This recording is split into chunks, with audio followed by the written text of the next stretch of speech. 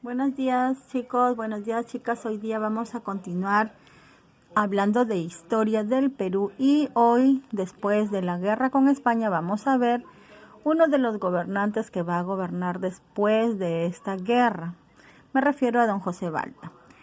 Tras concluir la guerra se convocaron a elecciones en lo que resultó elegido Mariano Ignacio Prado como presidente, quien intentó enfrentar la crisis económica solicitando un préstamo a los consignatarios y promovió una nueva constitución de carácter liberal en 1867. Sin embargo, ante las sublevaciones de Pedro Díez-Canseco y José Balta, Prado renuncia a la presidencia y convoca nuevas elecciones en las que va a triunfar don José Balta. Don José Balta gobernó entre 1868 y 1872. En medio de constantes crisis, Balta mostró un especial interés por la modernización material del país, aunque las obras públicas se concentraron principalmente en Lima.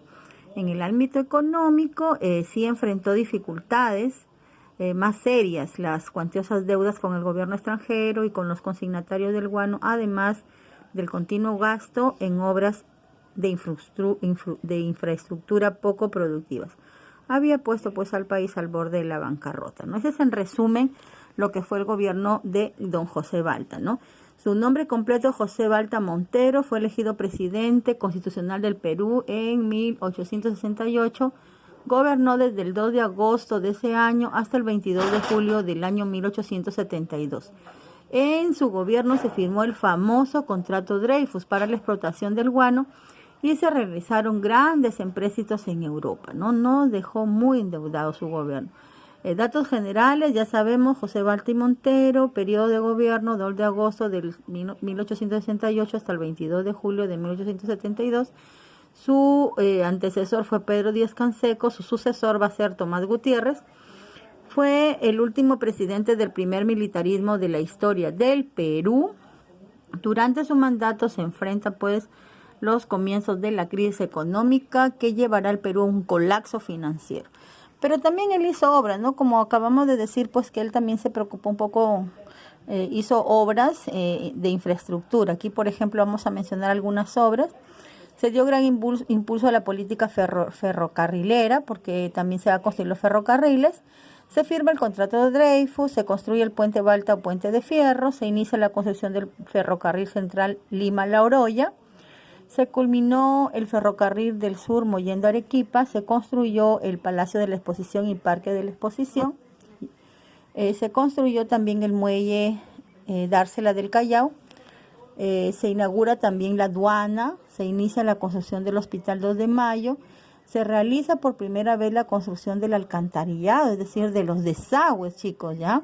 Se construye la carretera Lima-Huacho, se impulsa la industria azucarera en el norte del país, con una moderna maquinaria, se crean numerosos colegios en las provincias, se impulsa la enseñanza técnica, se crea la Escuela de Agricultura, la Universidad Nacional Agraria en 1869 y por último se firma el armisticio con España y en Estados Unidos, ¿no?